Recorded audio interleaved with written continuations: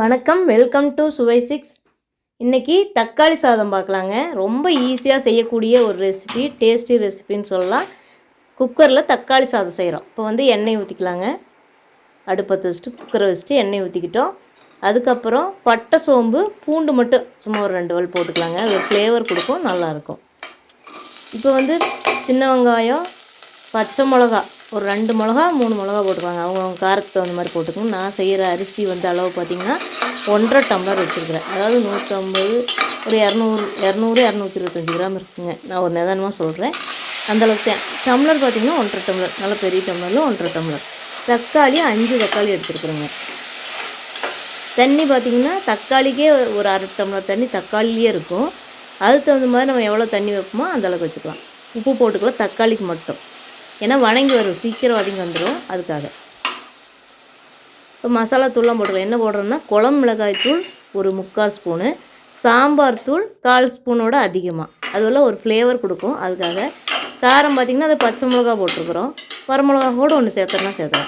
ரொம்ப நல்லா இருக்குங்க. ஏன்னா புளிப்பு இருக்கும் தக்காளிங்கிறதுனால, அதனால் கொஞ்சம் காரம் இருந்தால் கூட நல்லா தான் இருக்கும். நல்லா வதக்கி விட்டுக்கலாங்க, சீக்கிரம் வதங்கி வந்துடும்.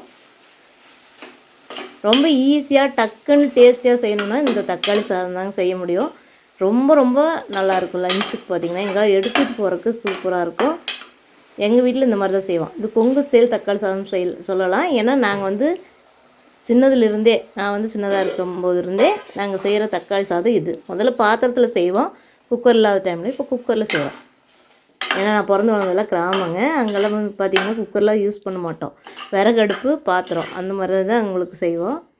இப்போ தான் நம்ம குக்கரில் செஞ்சிடறோம் எதாக இருந்தாலும் டக்குன்னு செய்யறதுக்காக. இப்போ தண்ணி தேவையான அளவுக்கு ஊற்றிக்கலாங்க. ஊற்றிட்டு உப்பு பார்த்துக்கலாம். நான் எப்போவுமே அரிசி போட்டு தான் தண்ணி ஊற்றுவேன். தக்காளி சாதம், பிரியாணி அதுக்கெல்லாம் அந்த மாதிரி தான் செய்வேங்க. இந்த டைமில் உப்பு போட்டு அப்புறம் செக் பண்ணிட்டு மூடி வச்சுக்கலாம். உங்களுக்கு என்னோட இந்த சுவை 6 சேனல் பிடிச்சதுன்னா சப்ஸ்கிரைப் பண்ணி சப்போர்ட் பண்ணுங்கள். இதில் ஈஸியான டேஸ்டியான ரெசிபிஸ் நிறைய இருக்குதுங்க, பார்த்திங்கனாவே தெரியும். இப்போது ஒரு தக்காளி சாதம்னா அதில் ஒரு 2-3-4 டைப்பில் செஞ்சுருப்பேன். நான் ஒரே மாதிரி செய்ய மாட்டேன். ரொம்ப ரொம்ப நல்லா இருக்குங்க. எனக்கு நிறைய ரெசிபிஸ் தெரியுங்கிறனால தான் நான் யூடியூப் சேனலை ஆரம்பித்தேன். அதாவது ஒன்றையே 4 விதமாக செய்ய தெரியுங்க, 4 டேஸ்ட்டில் அந்த மாதிரி. அதனால தாங்க ஆரம்பித்தேன், வேறு ஒன்றும் இல்லை. பார்த்திங்கன்னா ஒவ்வொரு ரெசிபியுமே உங்களுக்கு வித்தியாசமாக இருக்கும். டேஸ்ட்டில் செஞ்சு பார்த்திங்கன்னா தெரியும். பாருங்கள், இப்போ சூப்பராக ரெடி ஆயிடுச்சு. விசில் நாங்கள் எங்கள் அரிசிக்கு ஒரு 4-5 விசில் விடுவோங்க. இது நார்மலாக பொன்னி அரிசிங்க.